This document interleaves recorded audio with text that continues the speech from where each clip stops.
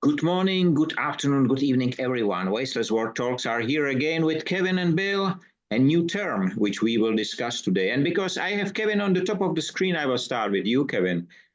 Please close your eyes and tell me what you see if I say the term dream. What I see is with a dream, it's something that everybody has and almost everybody gives up on. That's interesting answer. So, Bill, the same question for you.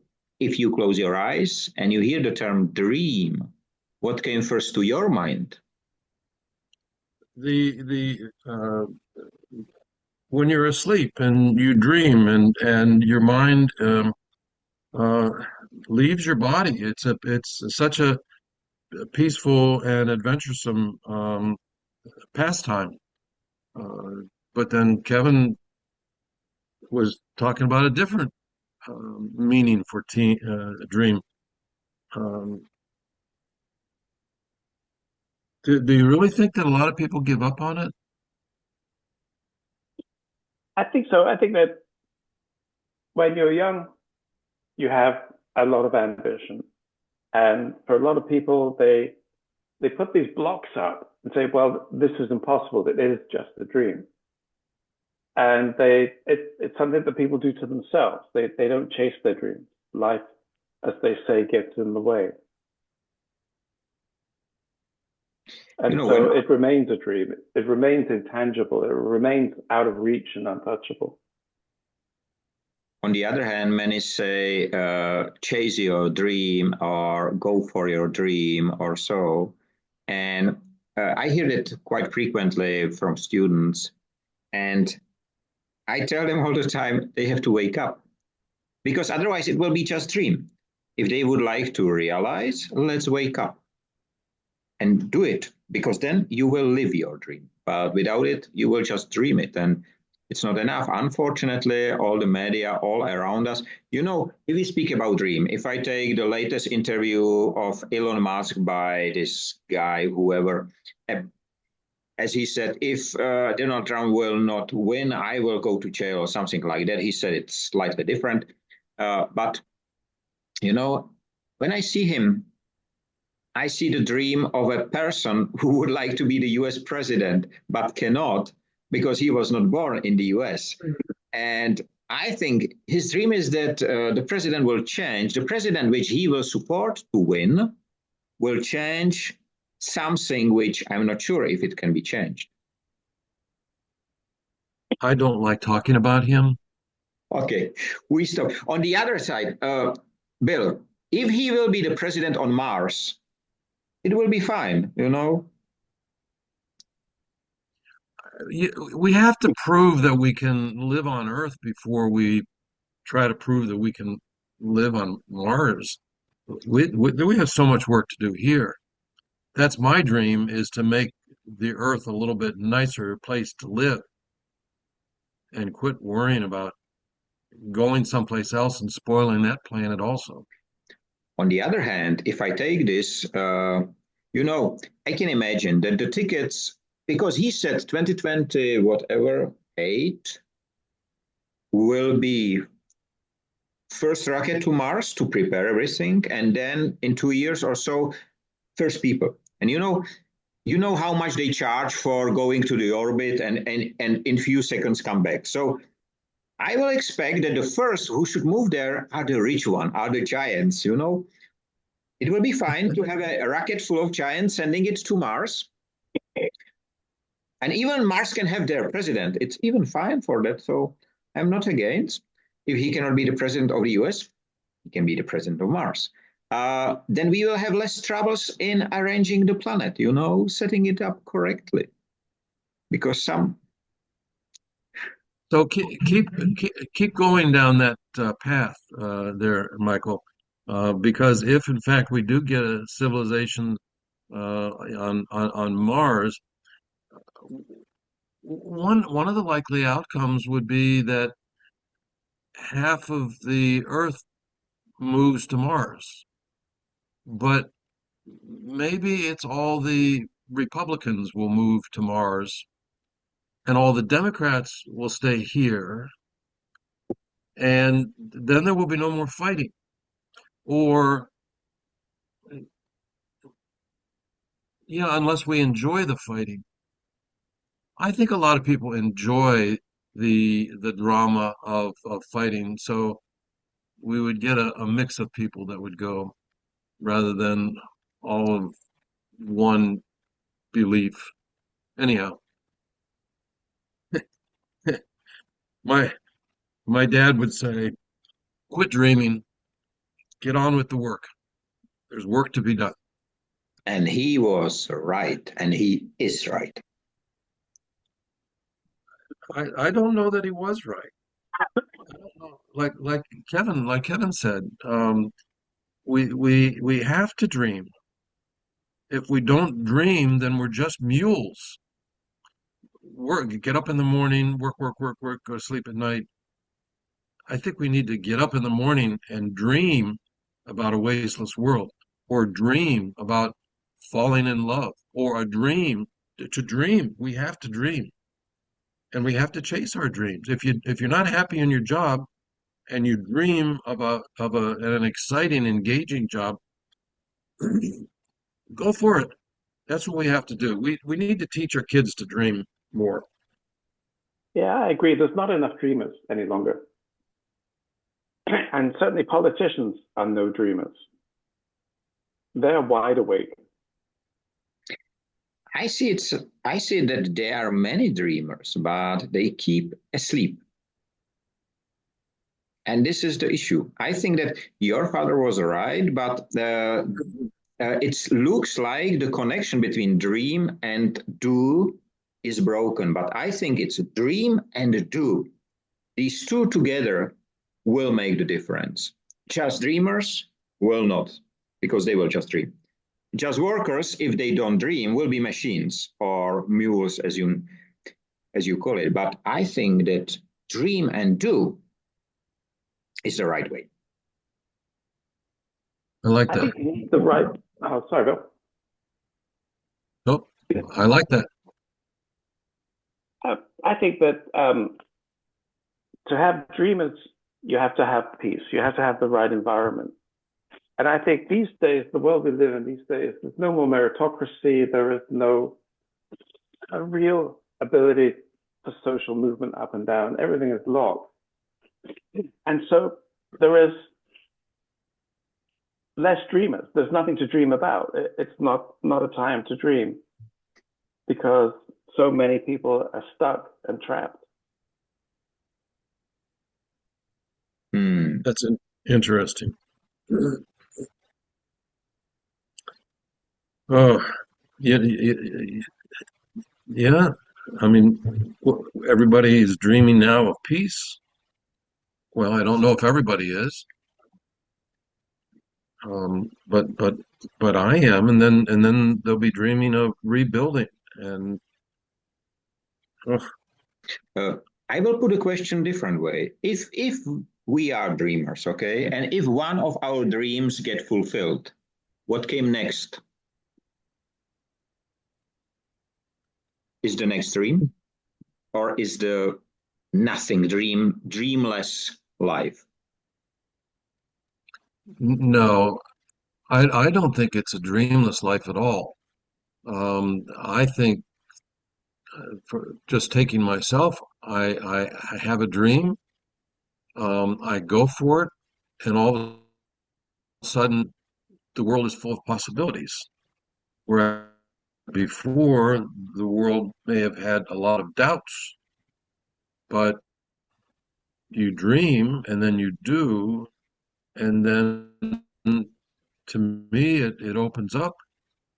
That's been my experience. I agree that the dream is just a big house. That's a fairly hollow dream. But there are people like that. I So, dream to be a vice president, or I dream to have a Rolls Royce, or I dream, and you get that. What did you just accomplish? It's a false dream. Yeah, yeah. But I was reading something interesting about AI. AI doesn't dream; it hallucinates, and I think this is It what? it hallucinates. This is a problem with the latest generation of AI is that it suffers from hallucination, and now it's become a technical term of the problems that AI endures. What's the difference between dreaming and hallucinating? I think that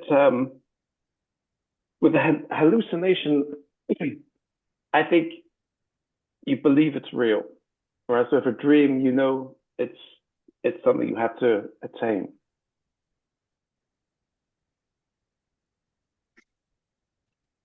I, I'm not sure. Some people would say, if I have a dream of whatever, people will say you're hallucinating. So what's the? I think they're neighbors, and I think Yeah, they are. sometimes people can't really tell which side of the line you're on. But if you're hallucinating, but you accomplish it, right? That's like the old saying, the people who say it can't be done should not get in the way of people who are doing it. Today or yesterday, there was awarded the new Nobel Prize laureate for physics. Jeffrey, I don't remember his surname. And he is called the father of AI. And what he says in his first interviews was that he regrets his work. That was very interesting. Did he say why? Probably I did not read the whole interview because I get it in hands not so long time ago. But I will expect that he mentioned that. The question is if it will be in the interview. That's another question. Today in the morning, there was the Club of Rome organized an event. They call it the Human Revolution. Of course, I was not there. I was not invited.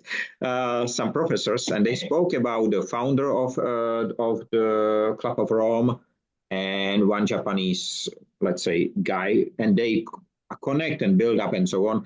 It was quite interesting. On the other hand, it was about dialogue. It was live streamed, and the comments was closed. So you cannot comment, you cannot do anything, you can just listen. And it looks like a screenplay, a theater play, something like it. It was, for me, quite unreal.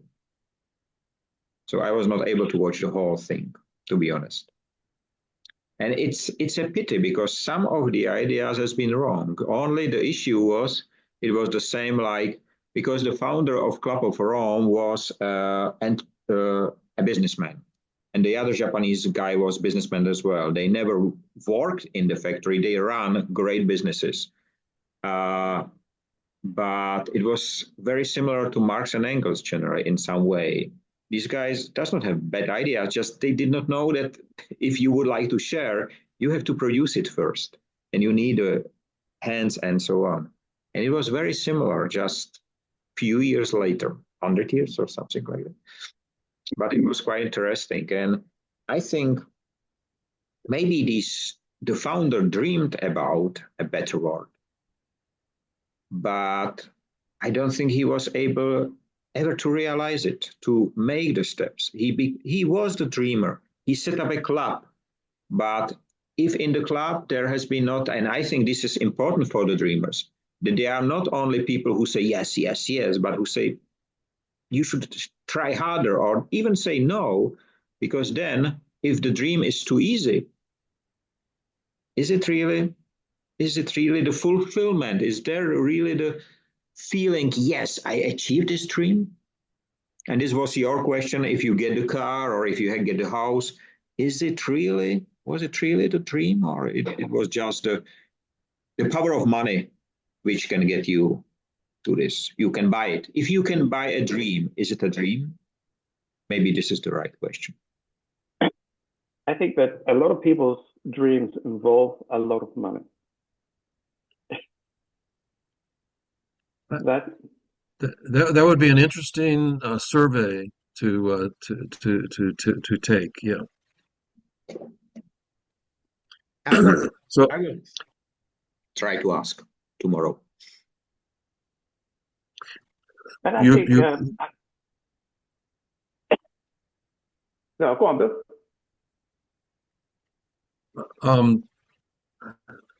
Okay, so what you made me think about, Michael, is when we have our envisioning the future exercises with clients and their planning committee, and we're looking 5 and 10 and 15 years out, is very different from the way that a lot of people, traditional strategic planning comes from one person or two people, excuse me, who, they know the industry and so on. They know a lot, but one person can't do this. Two people really cannot do this. We have an exercise that we do every week. Everybody's supposed to plug into futurists, read their newsletters, come up with the new, see what's new out there, inventions, business models, and so on. And then we put these 10 or 12 people in a room, and we say, okay, go around the room, and everybody's got to tell the rest of us that one aha moment that you had, or that one invention that you saw. And what happens is someone speaks, and somebody on the other side of the room says, oh, that reminds me, because something I saw, and the conversation goes over here, and then somebody else says, and we call that a popcorn conversation, because everybody's contributing from a different perspective. And when you're finished with that, and we usually limit it to 15 minutes, your brain is like this, it's on fire, because I want to follow that thought down. I want to follow that thought, right? And that's the way that you see the future, my belief. It is, one person can't do it, because the biggest impediment to seeing the future is the chain that holds you to the past, right? It's, what are your strengths and weaknesses? Well, that's rearview mirror, guys. Come on. What is right for the world in 15 years may not have even been thought about now, right? So you have to cut that chain, and you have to be looking at what the world is going to look like, that in the far future, not next year or next quarter or 2 years down the road. That's not a strategic plan. That's implementing tactics. So, so when you talk about a dream that also is sort of like looking 15 years in the future. And if you do it with a room full of people, people who can free themselves from that chain, that's a dream. I wonder if we could do this. What would happen if there was no war for a whole year anywhere in the world? Or what if, how do we do this? That's a dream. And that's how you see the future. Kevin. But it's interesting, going off what Bill was saying, it would be really nice to know how many people actually think that we're on the right path for a successful future.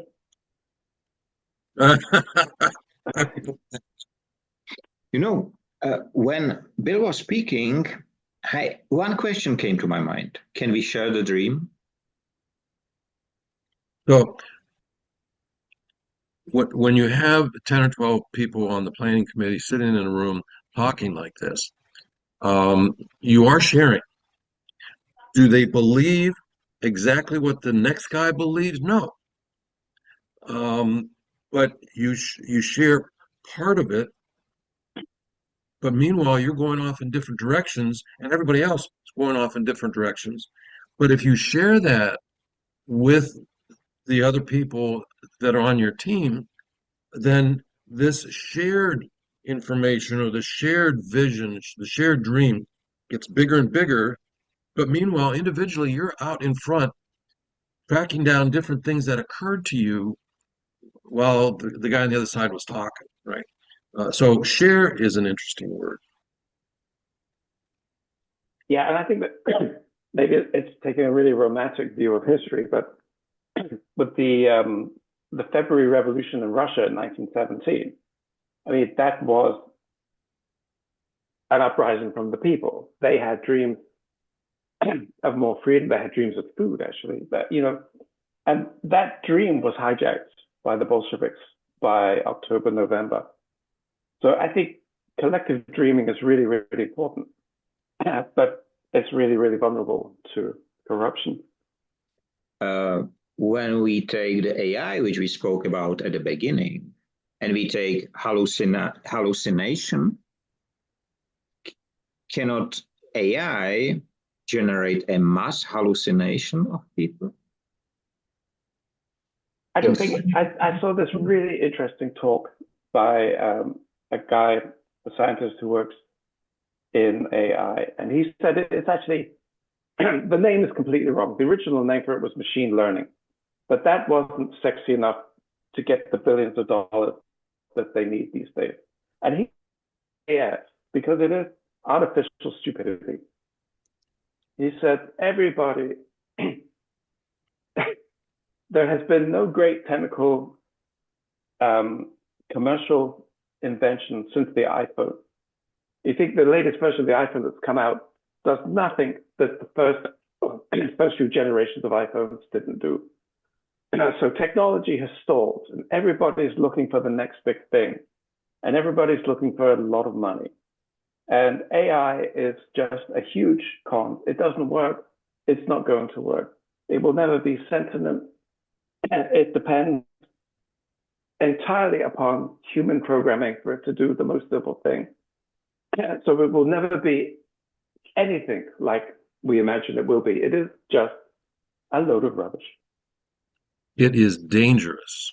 It is so, so dangerous because many people either accept what AI has generated or use it and believe in it to various levels.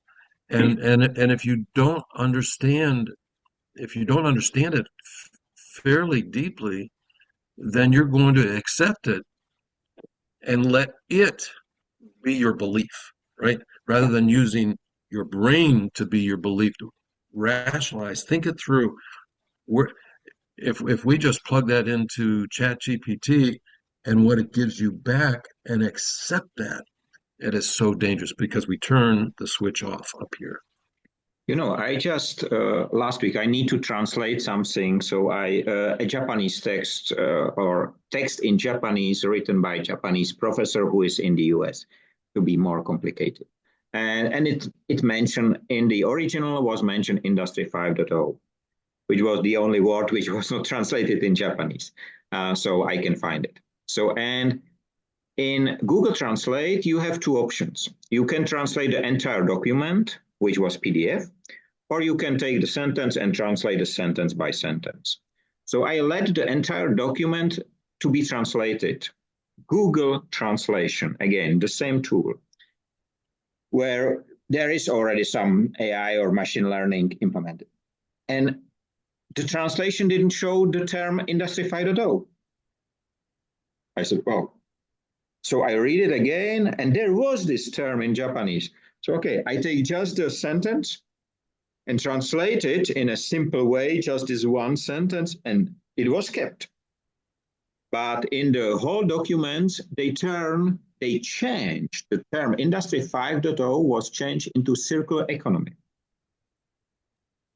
But they are not the same. No, right. They are in many aspects, they are very different. And so I just put it was quite interesting. And many people if I did not know about this term and not the translation was about this term, I will not notice probably. And I will probably accept because it was translated by Google. But one tool translated two ways, and only one way from my point of view was correct one. So this dependency or trust on the delivered result is the very dangerous, as you just described, is this dangerous part if we believe everything what is being served, so it will be served what is in favor to few, but what can damage all the rest. I think it should, anybody with an ounce of intelligence should simply ignore it. It's not good for anybody. It is a bad piece of, it's a bad human invention. It doesn't work properly. It corrupts, it lies. It's just not as good as people think it is. Kevin, question: the saying came to me as you were talking. Remember the one that says that fire can be a great servant. Fire is a good servant, but very bad master. This is the check. Then let's insert the word AI is a great servant and a horrible master. To be honest, I contacted the Nobel Prize awardee. I contacted him. I sent him through his university. I sent him a short email, congratulating him, of course, but sending him as well exactly this sentence I shared with him. And I asked him if he would like to talk. I would be happy to talk with him about Industry 5.0 and so on. And so I don't expect he will reply. It was a university email. I'm sure right now he will be in all the media and so on. He will not have time to read his emails. Even I will suspect that his emails will be maybe run by artificial intelligence as this co-pilot. But I have a great idea. Maybe you can apply it. I was writing some stories in the future. I'm already almost at the end of January, so nothing big happened till the end of January. So that's a good news. And, as I'm riding frequently with these general managers in the car, and I said all the time, I'm riding general manager's car, so the people think I am the driver. And I said, no, the general manager is the driver. But we talk, and we talk for 1 hour, depends on the length of the trip. But I decided I will offer it as a job. I will be co-driver. I don't know if there is a word in English. We have it as a passenger. And I will go and I will offer my time to general managers or to anyone who will be ready to pay for spending the time with me, because there is one interesting thing when you are driving. Half of your brain is concentrating on driving, but the second half is with this, let's call it a strange type of discussion, is not putting this censorship. The people just speak as they think because they don't have the time, or the brain cannot concentrate just on these difficult questions. And that's a great time, because without the censorship, you came to very different ideas. We get used to it week by week. And you can reach this if you stay in a discussion for a long in the night, you are tired and so on. And then it breaks.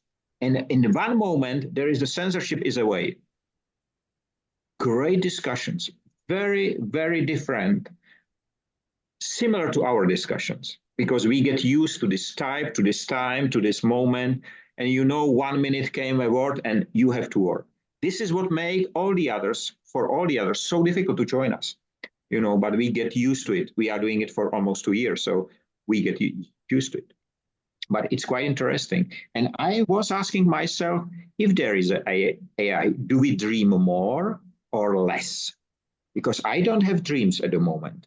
When I was a child, I can program my dream. I said, I will dream about this and this fairy tale. And I dreamed about it. My mom confirmed it. So I was able to do it. Right now, I can do only, I say, I will wake up at 4:32 and I wake up at 4:31. That works for me, but it's not about dreaming. Actually, what you were saying about inhibitions, there's a really nice Danish expression. If you want to hear the truth, ask a child or a drunk man. It is. I just read that. Yep. And it is really this avoiding this internal censorship. You have it when you are writing. When you control it, maybe there is already some censorship included because of the grammar and whatever. But when you write, I'm almost sure you are in this stage of writing, putting it on a paper, on a screen, whatever. At least I do it. I don't control it. This is why I have so many mistakes there. But I don't care because the content is right. And this is key for me. I think that's why it's important to have an editor, because then you can just write whatever you want. And you think, wow, the editor will take that out. I hate the people who correct what I write in the meaning. I love it when they do in the grammar point of view, but they correct. And I am crazy writer because I, for example, split a word in a way which is usually not being split, because it expresses what I would like to say, and the people don't understand, and they try to correct. I said, no, it's correct, but in my way. So this is why they don't want to work with me. But it was very interesting dream discussion. There's a thought all the way through it. We've talked about this dream thing for half an hour, and several times during that, my brain has gone someplace else, and where it has gone is on that the biography that we just finished of my wife, and her immigration to the U.S. and so on.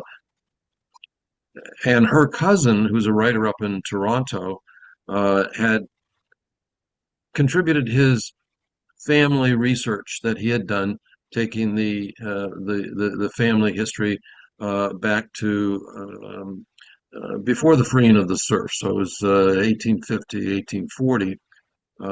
He picked up, it started, and he ended at the Second World War. And that's interesting because my wife's story starts with her grandfather in the Second World War. So it dovetailed very nicely. But he sent it all to us, about 50 pages, in Russian, which I do not speak. So with the assistance of Google Translate, we translated it. Of course, she could translate it, but that's a lot of work. And here's the point of what I'm sorry for the long story, is Russians write differently. The Russian culture writes differently than the Western culture. So when you put it through Google Translate, a lot of how it translates it is to the Western way. And I know that's not what he means. I'm reading this sentence. He does not mean that. And so I probably made some terrible mistakes, but I changed what Google told me into a more Russian way of writing that sentence or that paragraph or whatever. And the benefit to me for doing that is I have been writing for some time, and I get into these habits and these cracks of how I write, right? How I start the chapter, how I start the whatever. And the exercise of translating Hippolyte's Russian into English helped me to, I started saying, why am I starting it this way? Look what Hippolyte did. Or there's a different way, right? And so it really kind of opened my brain to dream in a different language, even though I do not know the language, right? A different culture, perhaps. But we get terribly, and that's one of the problems with machine learning, is that Machine learning, is just iterative. You just keep doing it again and again, and improving it a little bit, changing it a little bit, and it learns. It learns that this is your pattern, and then you stay in that pattern for the rest of your life. That's Yeah. terrible. And so you don't really get to dream with the full range of what your dreams could be. Does that make I sense, was, or am I just rambling again? no, it makes really a lot of sense. I was trying to read Crime and Punishment. And my Russian wife said, "How are you getting on with it?" I said, "I don't understand a word of it." And she said, "I've told you twice now, don't read the lines, read between the lines." And that's how Russians are. They are just so different to us. It's, My my one of the old Russian sayings that I am repeating frequently is that you cannot understand Russia with your mind. I will say it's not just Russia. We have it exactly the same. I think maybe it's the part of the communist time we write between the lines. And I will just show you, this is why I left. This is a book of poetry. And you see this poem, it's called Butterfly. And next to it is the image of tree or leaves created in a butterfly. And this is the poem generally. It's very nice. It's a small book, beautiful. And I cannot read more than one poem a day. It's so much inside.